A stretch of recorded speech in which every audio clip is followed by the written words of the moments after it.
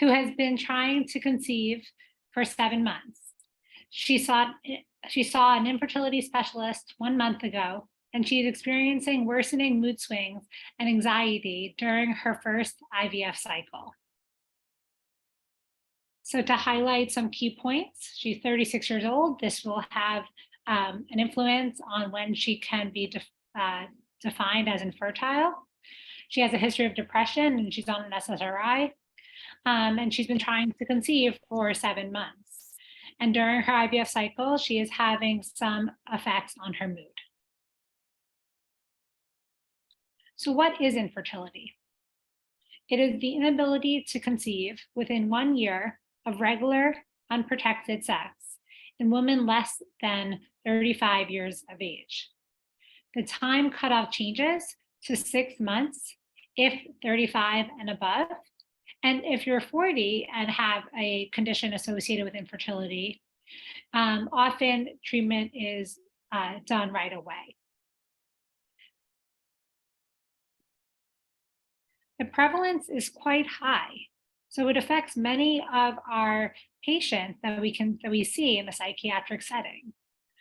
It affects 10% of women ages 15 to 44 in the United States. They have issues becoming or staying pregnant. And that comes out to 6.1 million women. For couples, this can range from 8 to 12% of couples. And 33% of women have used assisted reproductive technology or ART, or know someone who has. There has been a dramatic increase in ART treatment, and the number of couples seeking treatment has really skyrocketed in recent years. This can be due to the fact that people are postponing childbearing, but it also can be due to the fact that there are better and more successful treatments, and people are becoming more and more aware. Since the 2012, egg freezing is also on the rise, and there has been a jump in 31% from 2020 to 2021, as quoted recently by the ASRM. Egg freezing, for those of you who don't know, is when a younger patient elects to undergo egg retrieval via the typical IVF protocols, and then save them for later use. And this picture is from a New York Times article that highlighted how many medications and how many cycles people have to go through for this egg freezing. So infertility alone is not just a woman's issue, and women should not just face that burden alone. Shown in this pie chart, you can see that it's a pretty even divide between females and males in terms of what causes infertility. And in 20% of couples, it's often both partners or unexplained.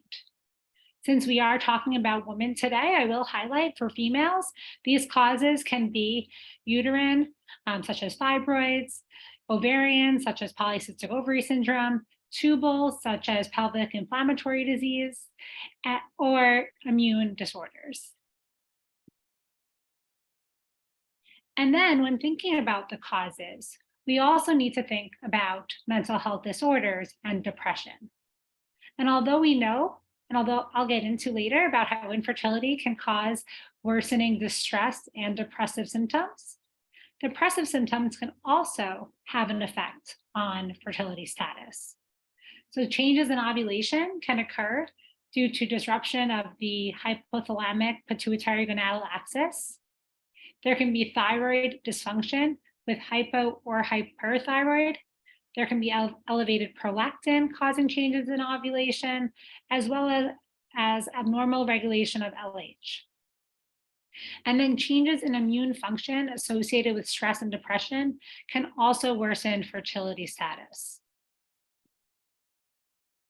Behaviors and symptoms can also play a role, with low libido, smoking, alcohol use, and lower socioeconomic status, leading to emotional distress and then worsening infertility. But it's not just a one-way street here. It's two ways, and it really can be that worsening infertility causes emotional distress that causes people to engage in behaviors like alcohol use and smoking to cope. And then, as psychiatric providers or healthcare providers in general, we do have to think about psychotropic effects on baseline fertility. So, SSRIs, as beneficial as they are, they can cause changes in libido and anorgasmia, affecting the rate and the frequency of intercourse. Additionally, valproic acid, which is kind of shunned in the reproductive psychiatry community as causing birth defects, but when given to women who are of reproductive age, it can cause an increased risk of polycystic ovary syndrome. Lithium can cause thyroid dysfunction, so thyroid function tests should be monitored as well. And then atypical antipsychotics, particularly risperidone, can lead to prolactin elevation. So moving forward from the impact of psychological conditions on fertility, as well as the medications on fertility, now we'll talk more about how infertility can cause a heavy psychological and physical burden. For individuals, this can cause anger, resentment, anxiety. But for couples, it can often cause marital problems, with sexual dysfunction being key in people who have to have frequent times intercourse. Social isolation can also be possible, as well as a sense of loss and having the stigma of not wanting to talk about going through these cycles that often can have bad outcomes.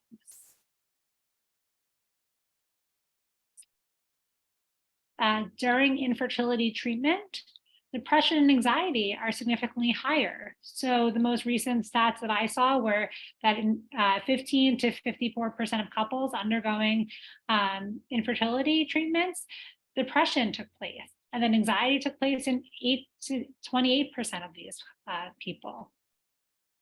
And then depressive symptoms can lead to a decreased likelihood of initiating treatment, as well as an increased likelihood of stopping treatment. When looking at the outcome of IVF cycles on mood, in one study in 1992, they found that if the IVF cycle failed, there was further lowering of self-esteem and increase in depression relative to pre-treatment levels. And if the IVF cycle resulted in pregnancy, these negative emotions disappeared. It's critical to highlight, though, that a poor IVF outcome can also increase someone's risk for suicide. In a Danish study in 2011, they found that women evaluated for fertility problems who did not have a child after an initial fertility evaluation had a significant, more than twofold higher risk of committing suicide than women who did have a child after the initial fertility evaluation. As a psychiatrist, this is really important to know when you're doing a suicide risk assessment. And anyone, when seeing these patients, should have this front and center of their minds. Not only do outcomes affect mood, but we can see here that many of the treatment and medications used during this treatment can affect mood. So clomiphene is commonly used for ovulation, and this can lead to anxiety, irritability, even transient psychosis. And then just going through the list of gonadotropins, GnRH agonists, progesterone, they can often cause depression and anxiety and mood lability, which is really important to warn patients about before taking these medications. Although people will continue taking them, they should still have extra supports in place to deal with these this increased emotional state. And so what can we do aside from warning patients about these risks? Can we offer them psychotropic medications or therapy techniques? And will that change fertility outcomes? They have found in studies that for SSRIs, there is no difference in pregnancy outcomes, and there's no difference in the number of oocytes retrieved or the quality. For lamotrigine, we know that estrogen can decrease levels of lamotrigine by half. So this is important to keep in mind when treating patients who are on lamotrigine, because although people say to maintain consistent lamotrigine dosing throughout the month, we can also consider increasing the dose or obtaining levels if someone's mood or irritability seems to be off. Furthermore, for the medication mirtazapine, there hasn't been any formal studies done in humans, but in animal studies, they found that mirtazapine was actually very beneficial in reversing infertility. And this is theorized to be due to attenuating the hyperactivity of the HPA axis in depressed patients. And then short-term benzodiazepines. It is used in conscious sedation protocols during the oocyte retrieval, and it has not been associated with negative outcomes. So you may advocate for someone who is experiencing increased panic attacks and anxiety during this very stressful time to take a short-term benzodiazepine. And then we cannot underestimate the impact of psychological interventions with CBT, couples counseling, and even art therapy. And one study showed that CBT group therapy and support groups not only decreased stress and mood symptoms, but it also increased fertility rates.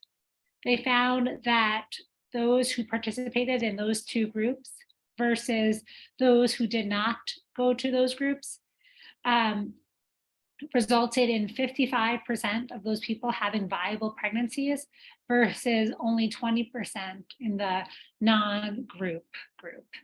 And then interpersonal psychotherapy and brief supportive therapy were also found to be useful. Couples counseling, because of the impact that infertility has on marriages and couples, this is important to recommend. And this can lower anxiety and depression and kind of also give them a supportive way of knowing what to expect throughout the treatment. Research on group spiritual intervention, art therapy is being done, and this would be a further avenue to explore with somebody who is interested in those. So returning to the case, the key points, just to remind you, are that the woman was 36 years old, she had a history of depression, was on Prozac, 20 milligrams, and she had worsening mood swings. So what might explain her mood swings? And it could be the fact that she was having uncertainties about her infertility and the social stigma that's going on. But it also can be due to the medications that she was receiving and the lack of information she received about those medications. And what can we offer her?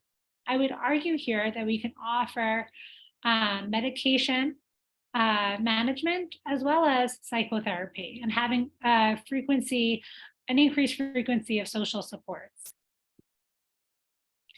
And the outcomes in my made-up case was that she met it with a reproductive psychiatrist to understand the risks and benefits of Prozac 20 milligrams during pregnancy. She elected to increase her dose during the time of IVF cycles due to the challenges with the other medications. She underwent a successful cycle. She found support through her CBT and group therapy. And although the anxiety continued throughout her pregnancy, she sought out resources for the postpartum period. These are some resources for patients. I will say that the Postpartum Support International is wonderful and does not only have resources for patients in the postpartum period, but also with after loss, after terminations, and with fertility challenges. And then the organization Resolve, who leads a lot of efforts during the Infertility Awareness Week, also has a helpline and has many peer support groups as well. I'm happy to take any questions at this time. I know we have about 5 minutes left. Thank you for listening, and I would love to highlight the fact that one of the biggest parts of my residency journey was meeting Amanda Corey and co-founding the organization Repro Trainees. We would love to have any medical students, residents, fellows join to participate in more of these kinds of talks. Here are my references. I could stop sharing screen if you'd like. Thank you so much. Thank you. And for questions, y'all can put them in Whova or in Zoom if you have them, or you can unmute yourself, whatever you guys feel comfortable with. We can hang around for a second just in case.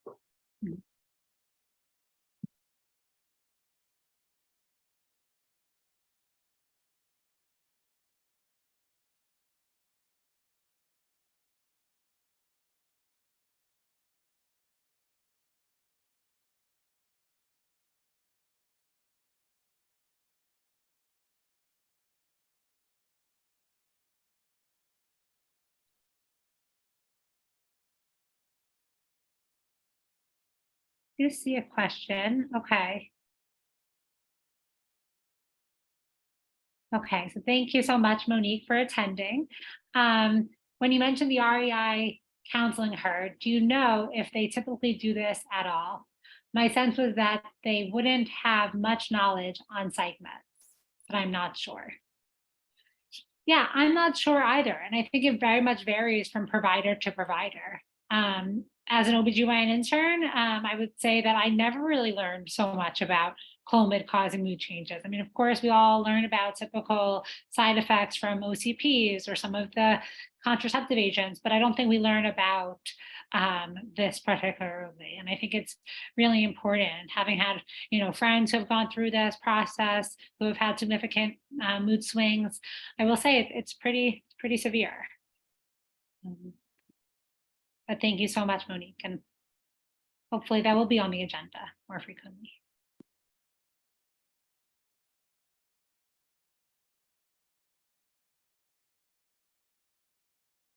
All right. Thank you so much. Thank you. And Don't I see think any. Maria wrote about how I feel like many people I know are always thinking about their current medications and what sort of plan is needed when they begin their journey with fertility or conceiving. Wonderful. Thank you so much.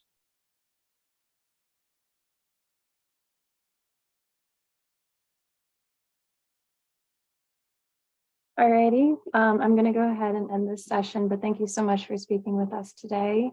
And the rest of y'all can navigate through Whova to the next session. Thank you.